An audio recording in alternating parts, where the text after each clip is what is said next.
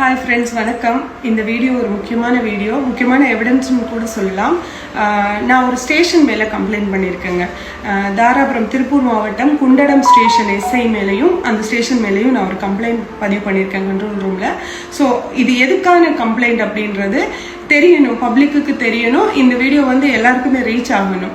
ஏன்னா நாளைக்கு அவங்க ஆக்ஷன் எடுக்கிறாங்களோ இல்லையோ, ஒரு ஸ்டேஷன் எதிர்த்து கம்ப்ளைண்ட் கொடுக்குறன்றதே ஆக்சுவலி டிஃபிகல்ட் திங் தான். ஸோ அதனால எனக்கு ஒரு எவிடன்ஸுக்காக இந்த வீடியோ நான் அப்லோட் பண்ணுறேன். என்ன நடந்ததுன்னு நான் ஃபர்ஸ்ட் எக்ஸ்பிளைன் பண்ணிடுறேன்.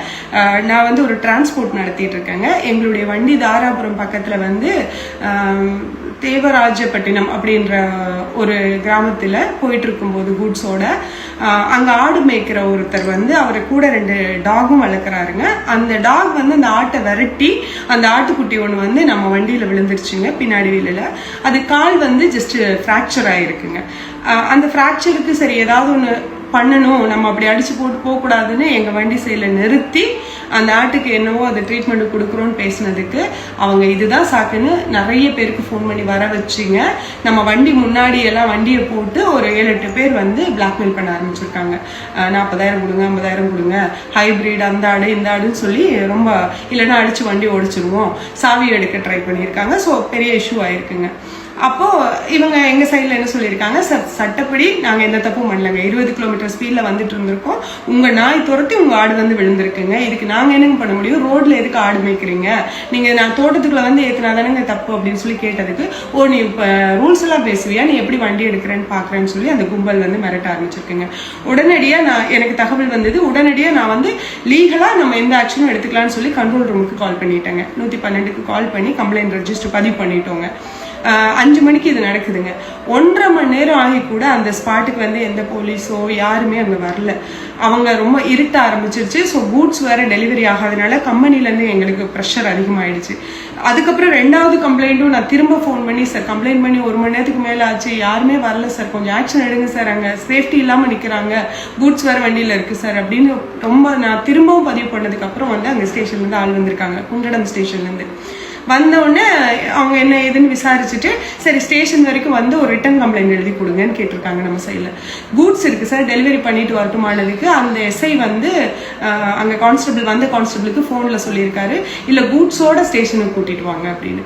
அப்போது நாங்களும் சரி நம்ம மேலே என்ன மிஸ்டேக் இருக்குன்னு கூட்ஸோட ஸ்டேஷனுக்கு நம்ம சைடில் போயிருக்காங்க. போனதுக்கப்புறம் ஸ்டேஷன் எஸ்ஐ கட்ட பஞ்சாயத்து பேசியிருக்காரு, அவங்களுக்கு எதாவது செட்டில்மெண்ட் பண்ணுங்க அப்படின்னு.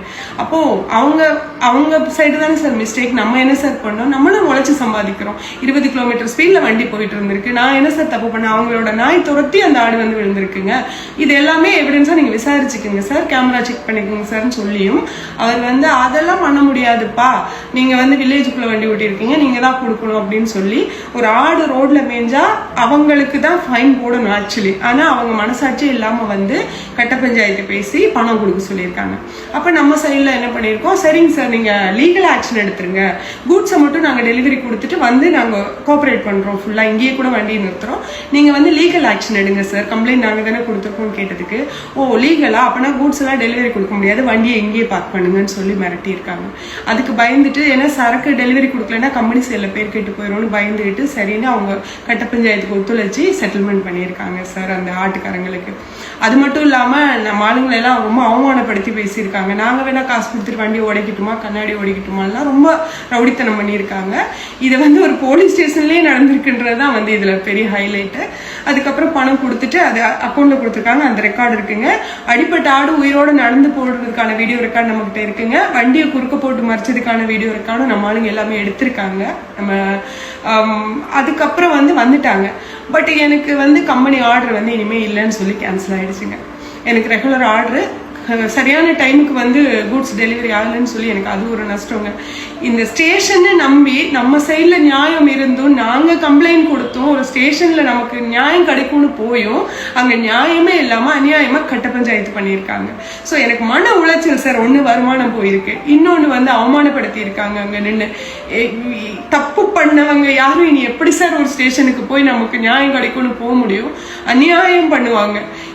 எனக்கு இது வந்து 2வது எக்ஸ்பீரியன்ஸ் ஆக்சுவலி. அது உங்களுக்கே தெரியும், நம்ம நியாயத்துக்காக போனோம்னா நம்ம மேலேயே அதுக்கப்புறம் ஏதாவது ஒரு பழிய போட்டு ஏதாவது ஒரு கேஸை திணிச்சு இவங்களை என்ன பண்ணலாம்னு யோசிக்கிறேன் இந்த உலகம். அப்படி இருந்தும் நான் போல்டா நேற்று ஃபுல்லா எனக்கு தூக்கமே வரல. எந்த தப்பும் பண்ணாம நம்ம வந்து இப்படி கப்பம் கட்டிட்டு இவங்களுக்கு அடிபணிச்சு போகணுமா அப்படின்ற ஒரு ஆதங்கம் என்னால முடியல. ஸோ இன்னைக்கு வந்து நான் மறுபடியும் கண்ட்ரோல் ரூமுக்கு ஃபோன் பண்ணி ஸ்டேஷன் மேலேயும் எஸ்ஐ மேலேயும் கம்ப்ளைண்ட் கொடுத்துருக்கேன். நியாயமா நடக்க வேண்டிய ஸ்டேஷன்லயே வந்து அநியாயமா கட்ட பஞ்சாயத்து பண்ணியிருக்காங்க சார். இது வந்து எனக்கு பண நஷ்டம், மன கஷ்டம் எல்லாமே இருக்கு. அதனால இந்த கம்ப்ளைண்ட் எடுங்கன்னு சொல்லி நான் கொடுத்துருக்கேன். அவங்க கம்ப்ளைண்ட் பதிவு பண்ணிட்டாங்க, எனக்கு மெசேஜ் வந்திருக்கு.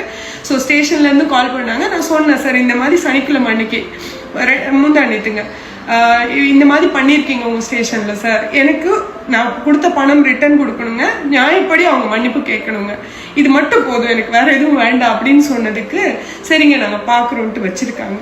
ஸோ தயவு செய்து இந்த வீடியோ எல்லாருக்கும் ஷேர் பண்ணுங்க. இன்னைக்கு நான் வந்து ஒரு பிரபலமா இருந்தும் நான் ஒரு சாதாரண உழைச்சி வாழ்ற ஒரு வாழ்க்கையை தான் வாழ்ந்துட்டு இருக்கேங்க. அது உங்க எல்லாருக்கும் தெரியும், என்னை ஃபாலோ பண்ற எல்லாருக்கும்.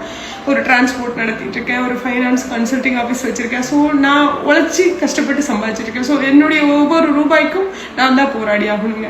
அதனால ஒரு ஸ்டேஷன் மேலேயே கம்ப்ளைண்ட் கொடுத்ததுனால கண்டிப்பா என் மேல என்ன வேணா கேஸ் போடலாம், த்ரெட்டிங் பண்ணலாம், என்ன வேணா பண்ணுவாங்க. ஸோ எவிடன்ஸுக்காக இந்த வீடியோ நான் போடுறேன். தயவு செய்து ஷேர் பண்ணுங்க.